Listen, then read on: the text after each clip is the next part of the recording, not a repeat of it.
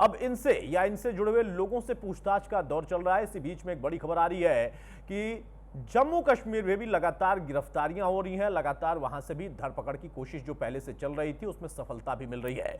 हमारे साथ कुछ खास मेहमानों से मैं आपको तारुफ कराता हूं, चर्चा में आगे बढ़ते हैं। मेजर जनरल रंजन कोचर हमारे साथ हैं, डिफेंस एक्सपर्ट, बहुत स्वागत है। राजन कोचर हमारे साथ है, बहुत स्वागत है राजन सर आपका। इसके साथ साथ हमारे साथ एस के सूद साहब हैं, फॉर्मर बॉर्डर सिक्योरिटी फोर्सेज से, बीएसएफ से, बहुत स्वागत है सूद साहब आपका। मुकेश कुमार जी हमारे साथ हैं, फॉर्मर डीआईजी, बहुत स्वागत है मुकेश जी आपका। सुहेल काजमी हमारे साथ हैं, सीनियर जर्नलिस्ट, बहुत स्वागत है काजी साहब आपका। शुरुआत रंजन सर मैं आपसे ही कर रहा हूं, जो कि इस वक्त हम लगातार अपने सहयोगियों के जरिए अलग अलग से जानकारी ले रहे थे, लेकिन अब तक का जो पूरा घटनाक्रम रहा है, आप लोगों का खुद का, चूंकि आप लोग एक्सपर्ट हैं इन सब चीजों में, क्या लगता है कि नए पैटर्न को फॉलो किया गया? क्योंकि कई बार हमारे देश में जब घटनाएं ऐसी हुई हैं इसके पहले भी, तो उसमें लोकल लोगों की इन्वॉल्वमेंट रही है, बहुत सारे कनेक्शन जुड़ते रहे, लेकिन इस बार लोकल लोगों की या फिर देश के अंदर के लोगों की इन्वॉल्वमेंट के साथ साथ पैटर्न बदला है। वो चाहे मॉड्यूल को ऑपरेट करने का पैटर्न हो, अपने साथ किन लोगों को कनेक्ट करना हो उसका पैटर्न हो, बहुत सारी नई चीजें हैं। और इसकी तैयारी क्या एकदम से हो जाएगी कुछ समय में, कुछ महीनों में या कुछ सालों में, या एक फॉलोअप लगातार ये कर रहे थे और उसमें बदलाव करने के साथ इस पूरे थ्योरी पर काम कर रहे थे? धन्यवाद अतुल जी, ये बहुत इंटरेस्टिंग मुद्दा आज आप अपने प्रोग्राम में लेके आए हैं। बिकॉज नॉर्मली इन्वेस्टिगेटिंग एजेंसी, जो मेरा एक्सपीरियंस रहा है और हमारे पुलिस ऑफिसर्स भी हैं, वो भी बताएंगे इसके बारे में, या एक डॉक्टर को, एक इंजीनियर को, एक चार्टर्ड अकाउंटेंट को, ये नॉर्मली पुलिस के स्कैनर में नहीं आते हैं। और पुलिस उस वर्ग को ढूंढती है जो थोड़ा आपके मिडिल क्लास या लो मिडिल क्लास टाइप के लोग होते हैं। बिकॉज क्राइम करने का हमेशा एक मोटिव होता है और पुलिस के लिए मोटिव ज्यादा इंपॉर्टेंट रखता है। बिल्कुल। अब एक डॉक्टर एक ऐसे क्राइम में, और खास तौर पे टेररिज्म की हम जब बात करते हैं, तो नॉर्मली डॉक्टर्स इतना नोबल प्रोफेशन है, जो हमारे हर एक इसको बोलते हैं कि डॉक्टर एक भगवान का रूप होता है, जैसे कि हमको अपनी शास्त्रों में एक्चुअली सिखाया जाता है, और हमारी सिविल सोसाइटी में हमारे माइंड्स में हमेशा रहता है कि जैसे अगर कोई भी डॉक्टर आपके आसपास आके बस जाता है जी। या आपका टेनेंट बन जाता है, तो आप सोचते हैं कि ये हमारे लिए बहुत अच्छा रहेगा, क्योंकि हमारे इमरजेंसी में ये डॉक्टर हमारे काम आएगा।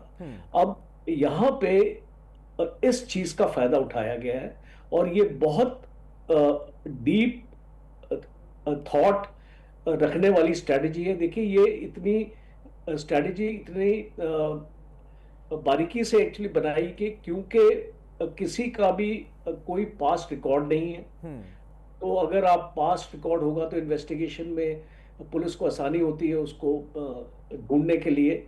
दूसरा, जो एक अनसस्पेक्टिंग सोसाइटी है जैसी हमारी है, अब एक यूनिवर्सिटी में अगर कोई प्रोफेसर है, तो प्रोफेसर का ओहदा बहुत ऊंचा होता है। एक यूनिवर्सिटी में स्टूडेंट्स होते हैं जो उसको मान और सम्मान अपना देते हैं। तो इस तरीके की अगर एक स्ट्रेटेजी, एक जैश का जैसे ग्रुप का आपने जिक्र किया, नहीं, लेकिन राजन सर इसमें एक चीज मैं रोक के आपसे सवाल लेना चाहूंगा। ये वाकई अपने आप में बड़ा दिलचस्प भी है, लेकिन बड़ा खतरनाक भी है। आपने एक तरफ अपना मॉड्यूल चेंज किया और ऐसे लोगों को चुना जो कि पता नहीं, दुनिया में तो मुझे नहीं पता, लेकिन हमारे यहां पर आम धारणा है कि धरती के भगवान कहे जाते हैं डॉक्टर। और इसकी वजह से देखिए, वो आज उन सभी डॉक्टरों पर एक तरीके से लोगों की निगाह चली गई। लेकिन उन धरती के भगवान को चुनने के बाद इनका ऑपरेशन का क्या अपने आप में रोडमैप रहा होगा? क्योंकि ऐसे लोगों को चुनना ये चुनौती है। फिर उनका माइंडसेट ऐसा होगा, क्योंकि इतनी जल्दी तो उनका माइंडसेट नहीं बदला जा सकता। एक फिदाइन बना देना, इस तरीके का जो है बहुत आक्रामक हो जाना, या रेडिकलाइज होकर वो सोच रहे हैं पहले से ही, ये कैसे हुआ संभव?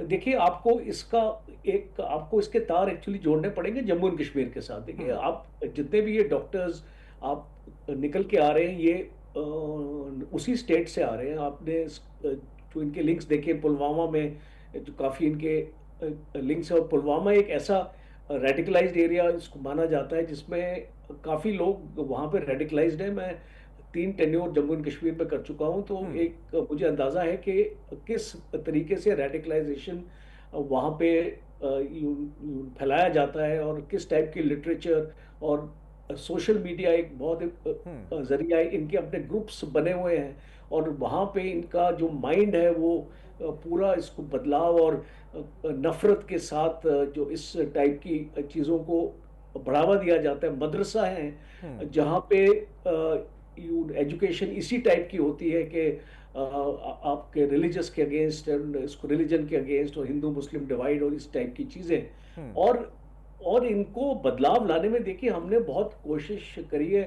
इंडियन आर्मी वहाँ पे एक्सरसाइज सद्भावना चलाती है, जिसमें विलेजेस को अडॉप्ट किया जाता है, उनका पूरा वेलफेयर देखा जाता है, और उनके लिए स्कूल चलाए जाते हैं उनको। यानी यानी राजन सर ये कह सकते हैं कि वेल प्लान्ड एक्शन इनका है। ना सिर्फ इन्होंने एलीट वर्ग को चुना, बल्कि उसमें भी इन्होंने ऐसे लोगों को चुना कि जिनकी मानसिकता या जिनका माइंडसेट पहले से ही ऐसा था, लेकिन उन्होंने अपने आप को एक ऐसे कल्चर में ले जाकर अडॉप्ट करा दिया है जहां पर ना तो एजेंसियां उनको बहुत ज्यादा शक की निगाह में रखे या उनकी तरफ शक जाए इतनी आसानी से। हमारे साथ सर आप लोग बने रहिए। एक बड़ी खबर आ रही है, उसका रुख करता हूं। जम्मू कश्मीर में जमात इस्लामी के खिलाफ एक्शन तेज हो गया है। जम्मू कश्मीर पुलिस ने कई जगहों पर छापा मारा। अनंतनाग, कुलगाम, शोपियां, पुलवामा में छापेमारी का दौर चल रहा। डिजिटल उपकरण, बैंक रिकॉर्ड और दस्तावेज, ये सभी वहां से जब्त किए गए हैं। कुछ लोगों को डिटेन करने की भी खबरें आ रही हैं। एक व्यक्ति की गिरफ्तारी की बात भी कही जा रही है, शायद वो भी डॉक्टर है, कुछ ऐसी अब तक जानकारी निकल कर आई। लेकिन जम्मू कश्मीर में देश के अलग अलग हिस्सों में, खासतौर से चूंकि पुलवामा से कनेक्शन जुड़ा, जम्मू कश्मीर से तमाम लोगों का जब तार जुड़ता है तो उसके बाद वहां पर भी छापेमारी का दौर चल रहा है और कई चीजें वहां से बरामद हो रही। ना सिर्फ डिटेन किया गया कुछ लोगों को, बल्कि उसके साथ साथ कई ऐसे डॉक्यूमेंट, कई ऐसे रिकॉर्ड, दस्तावेज, डिजिटल उपकरण ये वहां से बरामद हो रहा है जो कि एजेंसियां अपने कब्जे में ले रही है। एसके सूद सर, भाई सरहद की जो पहरेदारी है वो तो हमारे जवान मुस्तैदी के साथ कर रहे हैं, सरकार का भी पूरा सहयोग है, टेक्नोलॉजी भी हमने बढ़ा दी, लेकिन चुनौती बढ़ गई कि आपने अपने बॉर्डर को तो सिक्योर किया या और ज्यादा उसको सिक्योर करने की कोशिश में लगे हैं, लेकिन जब आपके खेत खलियानों में जिन चीजों का इस्तेमाल किया जाता हो फर्टिलाइजर के तौर पर, उसको आप हथियार बना लें, उसको आप विस्फोटक बना लें, चुनौती बढ़ जाती है। जिस बात का जिक्र यहां पर राजन सर कर रहे थे, कोचर साहब कह रहे थे, वो कह रहे थे कि यहां पर जिन लोगों को चुना गया है ये बड़ी आसानी से ना तो इन पर शक जाता है और ना ही कोई करना चाहता है। आमतौर पर भी काम व्यक्ति नहीं करना चाहेगा क्योंकि उसके लिए वो डॉक्टर हैं, इंजीनियर हैं, पढ़े लिखे लोग हैं, लेकिन उन लोगों को सरहद पार बैठे लोगों ने बड़ी आसानी से चिन्हित कर लिया है। ये चुनौती और बढ़ गई।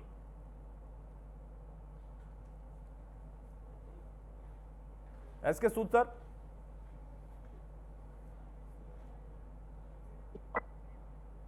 अब आ रही आवाज मेरी आपको? हाँ बोलिए सर। मैं जनरल कोचर की बात से बिल्कुल सहमत हूं कि ऐसे तबके के ऊपर आमतौर पर शक नहीं जाता है, परंतु हमें यह भी सोचना चाहिए कि किसी भी इस तरह की जो ऑर्गेनाइजेशन है उसमें एक ब्रेन होता है जो कि प्लानिंग करता है, जो कि सारा कुछ, और बाकी के फुट सोल्जर्स होते हैं जो चीजों को एग्जीक्यूट करते हैं। और ये जो कश्मीर में रेडिकलाइजेशन जो है वो मेरे विचार में, आप कह रहे हैं बाहर से तार जुड़ रहे हैं, हो सकता है जुड़े होंगे और मेरे ख्याल में होंगे भी, परंतु अभी तक आधिकारिक तौर पर किसी ने ये नहीं कहा कि कहां किसके तार जुड़े हुए हैं। तो पहली चीज तो हमें ये एस्टेब्लिश कर लेना चाहिए कि तार है या नहीं है। हम अभी जितनी भी ज्यादातर बातें कर रहे हैं बड़ी स्पेकुलेटिव रेल्म में बातें कर रहे हैं। तो एक चीज तो ये है। दूसरी चीज ये है कि जो व्यक्ति इस तरह का इंटेलेक्चुअल है वो व्यक्ति ऑर्गेनाइज करने में और उसको प्लान करने में काफी माहिर होते हैं, और ऐसे लोगों की जरूरत होती है। और ऐसे लोग रेडिकलाइज किन वजहों से हो रहे हैं, हमें इसके बारे में इंट्रोस्पेक्ट करने की जरूरत है कि हमारे देश में जो एक हमारा अपना स्टेट है जहाँ के हमारे अपने बाशिंदे हैं, उनमें इस तरह की रेडिकलाइजेशन क्यों हो रही है, इंस्पाइट ऑफ द फैक्ट के जैसा क्लेम किया जाता है 370 हट गया और उसके बाद में सारी मिलिटेंसी खत्म हो जाएगी और ये सब हो जाएगी, परंतु ऐसा नहीं है। हमारी टेंडेंसी है कि we start celebrating too soon, और इस वजह से हम लोग अपना गार्ड लेट डाउन कर देते हैं। अभी आप इस घटना को ही देखें, सहारनपुर में रिकवरी हुई, लखनऊ में रिकवरी हुई, फरीदाबाद में रिकवरी। अगर ये रिकवरीज की चेन चलती रहती बिना सीक्रेसी को लॉस किए हुए, प्रेस कॉन्फ्रेंस में बता, अगर सीक्रेसी लॉस नहीं होती तो शायद ये भी अवॉइड किया जा सकता था, ये जो इंसिडेंट हुई उसको भी अवॉइड किया जा सकता था। परंतु हम अपनी एक्साइटमेंट में या किसी दूसरे वजहों से हम इस एस्पेक्ट, बड़े इंपॉर्टेंट एस्पेक्ट को भूल जाते हैं। मैं आपका ध्यान आकर्षित करना चाहूंगा पहलगाम की घटना के बाद में जो कुछ हुआ। पहलगाम की घटना के बाद पूरे देश में ये नैरेटिव चलना शुरू हो गया था कि सभी कश्मीरी मिलिटेंट्स हैं, और ऐसी कई घटनाएं भी हुई हमारे बाकी देश के हिस्सों में जहां पर हम उनको मैलट्रीट किया गया। ऐसी चीजों से एलिनिएशन बढ़ता है, और ये रेडिकलाइज लोगों में जो पढ़े लिखे इंटेलेक्चुअल लोग हैं उनमें और एलिनेशन ऐसे में बढ़ता है, और वो लोग फिर इस चीज का फायदा उठाते हैं, और क्योंकि वो इंटेलेक्चुअल है, पढ़े लिखे हैं, उनको पता है कहाँ से सामान प्रोक्योर हो सकता है, कहाँ से चीजें मिल सकती हैं, तो वो इस दिशा में काम करना शुरू कर देते हैं और इसको ऑर्गेनाइज करना शुरू कर देते हैं। तो मुझे ये इस बारे में मेरा ये विचार है कि हमें अपने सुरक्षा तंत्र को मजबूत करना चाहिए। हमारे जो इंटरनल कमजोरियां हैं हमें उन पर ध्यान देना चाहिए। पाकिस्तान का रोल है, पाकिस्तान हमारा पड़ोसी है, उसको बदला नहीं करा जा सकता, उसका रोल है और वो ये करता रहेगा।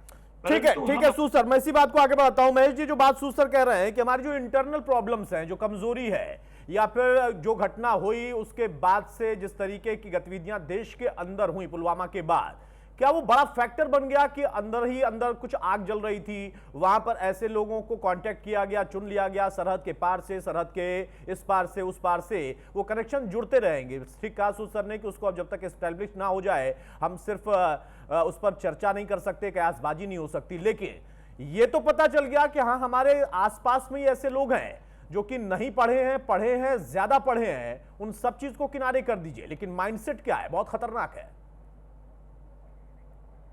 देखिए, ऐसा है कि कश्मीर के ही तार यदि जोड़े हैं, ये कहना कि कश्मीर के तार जोड़े हैं, देखिए हिंदुस्तान जब डिवाइड हुआ है, जब डिवीजन हुआ है, तो उस डिवीजन के बाद जितने भी हिंदुस्तानी जो मुस्लिम्स हैं उनके ज्यादातर रिलेशंस पाकिस्तान में रह गए, और जो यहाँ थे कुछ वहां चले गए, और वो कनेक्शन, वो रिलेशंस बने हुए हैं। और ये कहना कि साहब कोई सहारनपुर में रह रहा है या कोई फरीदाबाद में रह रहा है, लखनऊ में रह रहा है, तो उसके कनेक्शन पाकिस्तान में नहीं होंगे, तो ऐसा सोचना गलत है।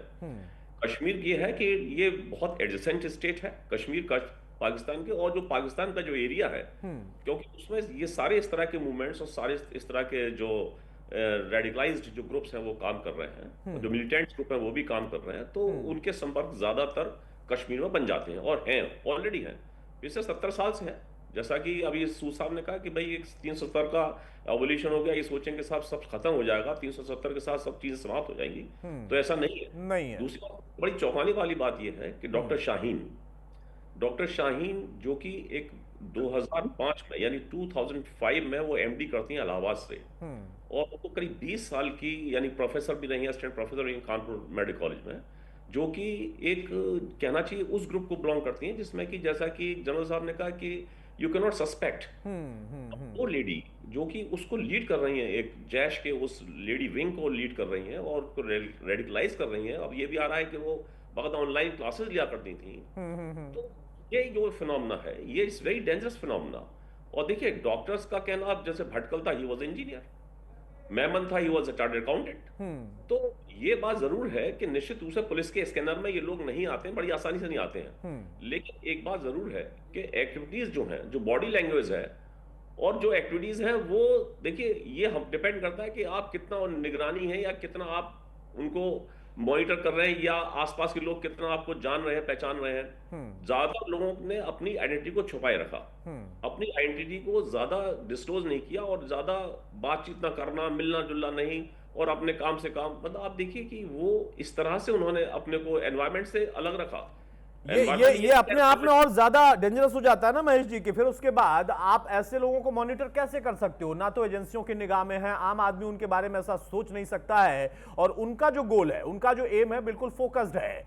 आप कितने सालों से उस पेशे में थे, अलग अलग जगहों पर काम कर रहे थे, लेकिन अचानक से सरहद के उस पार से किसी ने आपको कनेक्शन किया या फिर ऑपरेट किया और अपना मॉड्यूल बना दिया। उस मॉड्यूल में आपको एक जिम्मेदारी भी दे दी, आपने ऑनलाइन क्लासेस से लेकर तमाम तरह की गतिविधियों में अपने आप को शामिल कर लिया, लेकिन निगाह में नहीं आ पाए। ये चैलेंज बड़ा है। बहरहाल आप सब बने रहिए। सोहेल जी, मैं आपके पास आऊं उसके पहले एक बड़ी खबर बता दूं अपने दर्शकों को। थोड़ी देर में प्रधानमंत्री मोदी के आवास पर सीसीएस की बैठक होने वाली है। अमित शाह सीसीएस के लिए पीएम आवास पहुंच चुके हैं, राजनाथ सिंह भी प्रधानमंत्री आवास पहुंचे हुए हैं, यानी गृह मंत्री, रक्षा मंत्री के साथ और बाकी अन्य अधिकारियों के साथ बैठक थोड़ी देर में शुरू होने वाली है। महत्वपूर्ण बैठक है। आपको बता दें कि अब चर्चा ये भी हो रही है कि इस बैठक से ही बहुत कुछ खास निकल सकता है। हालांकि जानकारी इतनी आसान नहीं होती है, बड़ी गोपनीयता के साथ इन बैठकों में तमाम चीजों को ना सिर्फ डिस्कस किया जाता है बल्कि आगे की प्लानिंग भी की जाती है। लेकिन एक आम भावना होती है देश के अंदर, जैसा पुलवामा की घटना के बाद हुआ था और फिर उसके बाद भारत की तरफ से जब कदम उठाया गया, तो एक आम चर्चा अभी भी हो रही है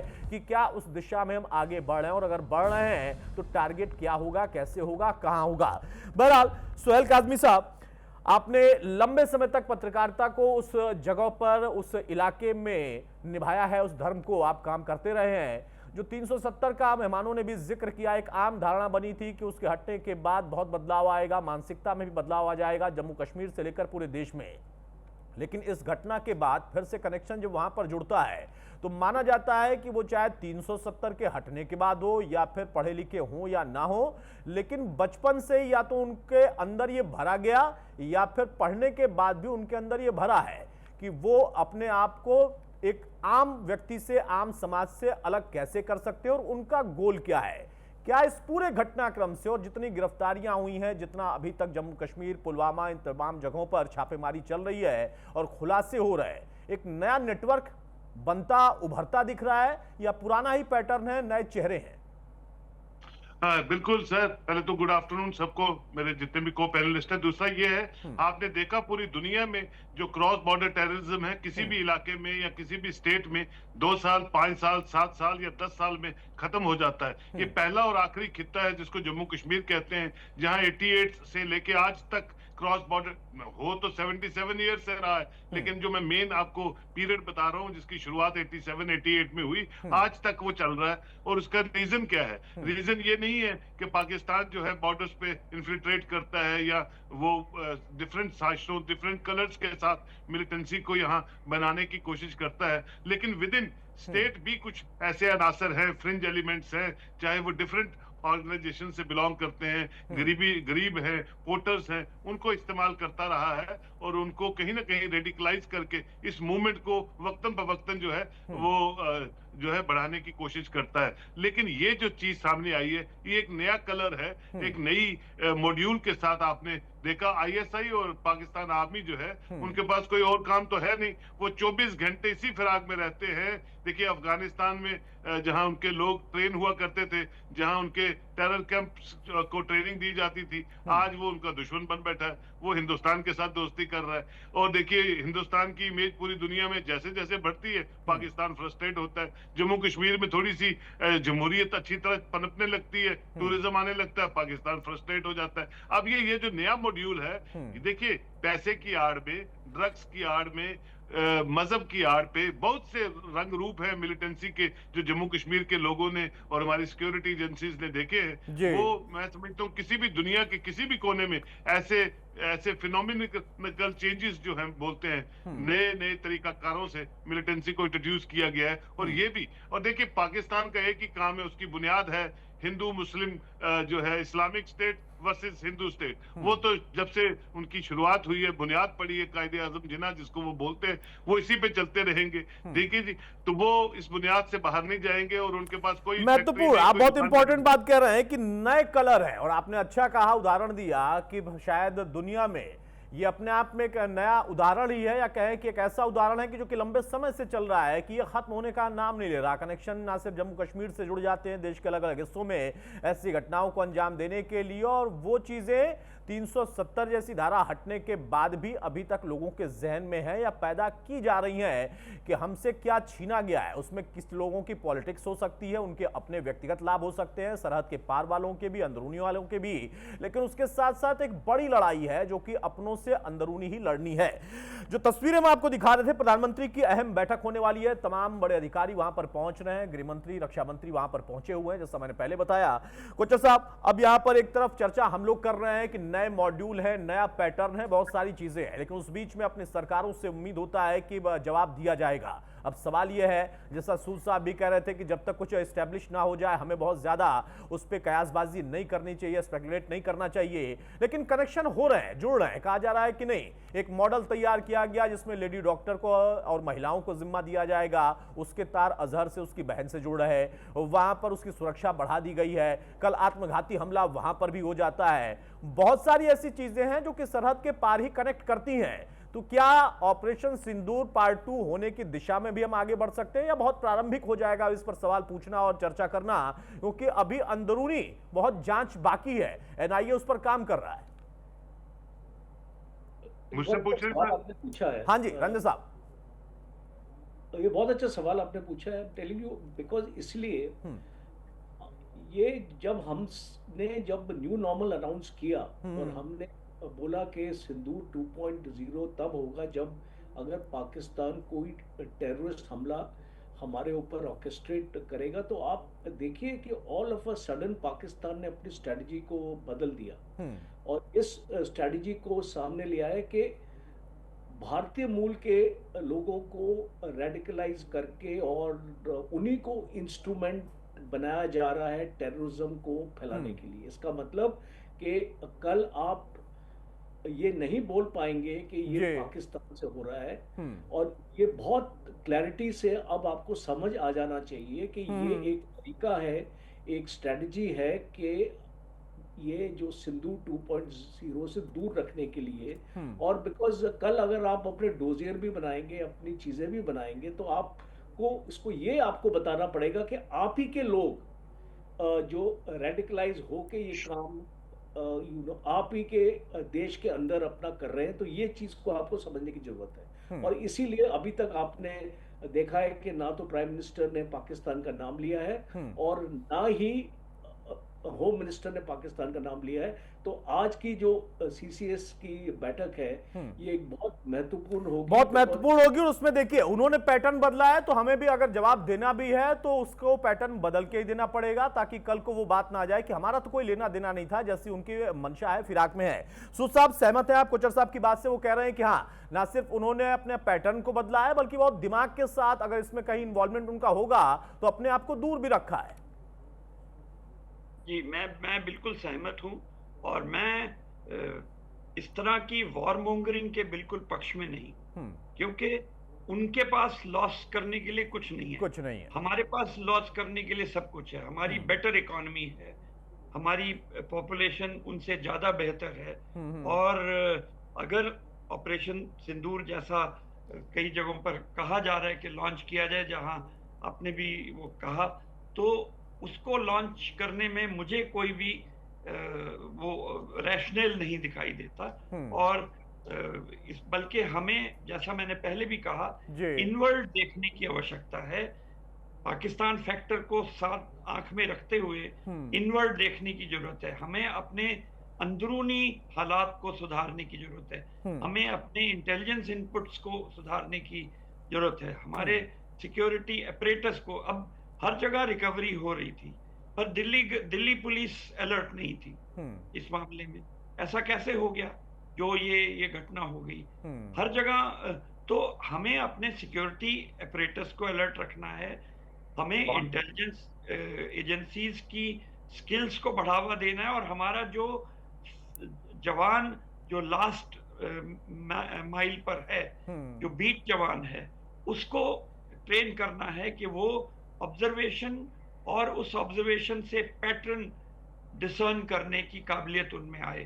तभी हम अपनी सुरक्षा नहीं नहीं, में- आपने इंपॉर्टेंट बात कही है कि हम बाकी लोगों को सरहद के उस पार तो जवाब दे सकते हैं, देने में सक्षम भी हैं, लेकिन उसके साथ साथ हमें अपने आप को देखना होगा, हमें उनसे तुलना करने में अपने आप को ये समझना होगा कि नुकसान ज्यादा हमारा ही है, उनका नहीं है, क्योंकि खोने के लिए उनके पास बहुत ज्यादा कुछ नहीं है। महेश जी, बहुत जल्दी से कमेंट आपका चाहूंगा, उसके बाद बड़ी खबर आ रही है। जो बात उन्होंने कही है सूद साहब ने, उनका कहना है कि हमारे हो सकता है एजेंसियां सक्रिय रही हो, इनपुट्स भी रहे हो हमारे पास, तभी धरपकड़ हो भी रही थी, लेकिन फिर कहीं ना कहीं आकर एक चूक हो जाती है, वो भी राजधानी के अंदर। वो चाहे पुलिसिंग के लेवल पर आप सवाल उठा लें, एजेंसियों के लेवल पर उठा लें, कुछ तो हुआ। देखिए, कश्मीर को नहीं चुना किसी इस एक्टिविटी के लिए, इस टेररिस्ट एक्टिविटी के लिए कश्मीर को नहीं चुना गया, इसको चुना गया एनसीआर रीजन। जी एनसीआर रीजन, यदि यही घटना कश्मीर में हुई होती तो इसके रिपरकशंस दूसरे होते, बिल्कुल, और वहां पर हम तार जोड़ सकते थे। लेकिन क्योंकि ये घटना एनसीआर में हुई है और जितने डॉक्टर्स इन्वॉल्व हैं they were already working in NCR, वो एनसीआर में ही काम कर रहे थे और एनसीआर में एक्टिव थे वो जी। और डॉक्टर शाहीन है जो लखनऊ से हैं। तो मेरा कहना यह है कि जो सूद साहब कह रहे हैं कि निश्चित रूप से हमें ये भी देखना होगा कि हमारे जो हमारे देश का एनवायरनमेंट है। गुजरात में एक डॉक्टर पढ़ा जाता है, वो चाइना से उसने एमबीबीएस किया हुआ है और रेजिन तैयार कर रहा है। तो देखिए, हमें अपनी तरफ भी देखना होगा और हमें ऐसा एनवायरनमेंट बनाना होगा जिसमें कि रेडिकलाइजेशन किन का हो रहा है। If they are not upset with our system, यदि वो अपसेट नहीं है, यदि वो फ्रस्ट्रेट नहीं है, तो वो आप रेडिकलाइज नहीं कर सकते किसी को, आप किसी नॉर्मल आदमी को रेडिकलाइज नहीं कर सकते। रेडिकलाइज उसको कर सकते हैं जो ऑलरेडी फ्रस्ट्रेट है, जो ऑलरेडी इस हद तक पहुंच चुका है कि जो होगा देखा जाएगा। तो हमें ये स्थिति को, जो सिचुएशन इस समय है, और मुझे कहने में कोई गुरेज नहीं है, मुझे कहने में कोई गुरेज नहीं है कि यहाँ पर जिस तरीके से कम्युनल डिवाइड हुआ है हिंदुस्तान के लिए, it is going to be dangerous phenomenon. ये बहुत खतरनाक साबित होने जा रहा है। और हम आज रेडिकलाइज डॉक्टर्स है कश्मीर से, कल डॉक्टर्स यूपी से, किसी भी स्टेट से रेडिकलाइज हो जाएंगे, क्योंकि हम ये अपने आप में नए डेवलपमेंट्स हैं, नए चैलेंजेस हैं। काज़मी साहब, आप सहमत हैं सर जो बात महेश जी भी कह रहे हैं, बाकी पैनलिस्ट भी कह रहे हैं, हमारे साथ लकी बिस भी जुड़ चुके हैं, उनसे भी सवाल लूं। उसके पहले मैं चाह रहा हूं कि आपका एक कमेंट इस पर हो जाए। जो अपने आप में जो चैलेंजेस हैं, अब वहां पर देखिए, एक था कि कुछ बड़े चेहरे थे, बड़े नाम थे जम्मू कश्मीर में, जिनको हम पॉलिटिशियंस मान सकते हैं, जनप्रतिनिधि मान सकते हैं, अलग अलग उनको नाम दे सकते हैं, पद दे सकते हैं, उनका अब बहुत जिक्र नहीं होता है। लेकिन नए लोग शायद अब उनके साथ कनेक्ट हो रहे हैं, नए पैटर्न पर लोग आने लगे हैं। ऐसे कुछ इनपुट्स वहां से आप लोगों की जानकारी में आए? बिल्कुल सर, मैं बिल्कुल सहमत हूँ सर की बात के साथ। देखिए, हुक्मरान जो भी आता है वो लोग चुन के उसको लाते हैं किसी मुल्क में, किसी स्टेट में, और उस हुक्मरान का फर्ज होता है, जिस तरह से हमारा मुल्क आगे बढ़ रहा है या जिस तरह के दावे हम करते हैं विकसित भारत होने के 2047 तक, तो विकसित दिमाग से होने की जरूरत है, विकसित सोच से होने की जरूरत है। मैंने आपसे कहा, पाकिस्तान की बुनियाद सिर्फ इसी पे पड़ी, जमहूरियत के निजाम को बनाने के लिए नहीं पड़ी, सिर्फ ये बनी कि वो काफिर है, हम मुसलमान हैं। मुसलमान तो वो बने नहीं जो हम यहाँ रह गए हिंदुस्तान में, हम पक्के इस्लाम पे चलने वाले लोग हैं, और इस्लाम यूनिवर्सल ब्रदरहुड की प्रीचिंग मुझे लगता है काज़मी साहब, इस मानसिकता ये से शायद मुक्ति पाने की जरूरत थी, इससे हमें अपने आप को बचाने की जरूरत थी। लेकिन कहीं ना कहीं हम देखिए, पढ़ने लिखने के साथ भी उसमें और ज्यादा इन्वॉल्व हो रहा है, और ये अपने आप में बहुत खतरनाक है, चाहे वो किसी भी कम्युनिटी से जुड़ा हो, किसी भी समाज से जुड़ा हो। ये चैलेंज नए हैं और इनसे निपटना इतना आसान नहीं है। बहुत शुक्रिया कोचर साहब आपका, बहुत शुक्रिया सूद साहब आपका, महेश जी आपका, सुहेल काज़मी साहब आपका भी। लकी बिस्ट हमारे साथ हैं, लेकिन उस बीच में एक बड़ी खबर आ रही है, उसका मैं रुख करता हूं, उसके बाद लकी मैं आपके पास आ रहा हूं। दिल्ली धमाके से जुड़ी बड़ी खबर है। दिल्ली से 12 संदिग्धों को इस वक्त डिटेन किया गया। अब तक आपको बता दें कि जो पूरा घटनाक्रम रहा है, उसके बाद देश के अलग अलग हिस्सों में छापेमारी का दौर जारी है, एजेंसियां अपना काम कर रही है। 12 संदिग्धों को इस वक्त डिटेन किया गया है, हिरासत में लिया गया है। इनसे पूछताछ एनआईए की टीम कर रही है। एनआईए चूंकि इसको जांच का जिम्मा उसे दिया गया है, तो अब वो अलग अलग जगहों और खासतौर से दिल्ली, जहां पर इस पूरे घटनाक्रम को अंजाम दिया गया, इस हमले की साजिश रची गई थी, उसे अंजाम दिया गया, वहां पर बहुत सारे ऐसे लोग हैं जिनका कहीं कोई कनेक्शन हो सकता है। उस पर एनआईए की टीम काम कर रही।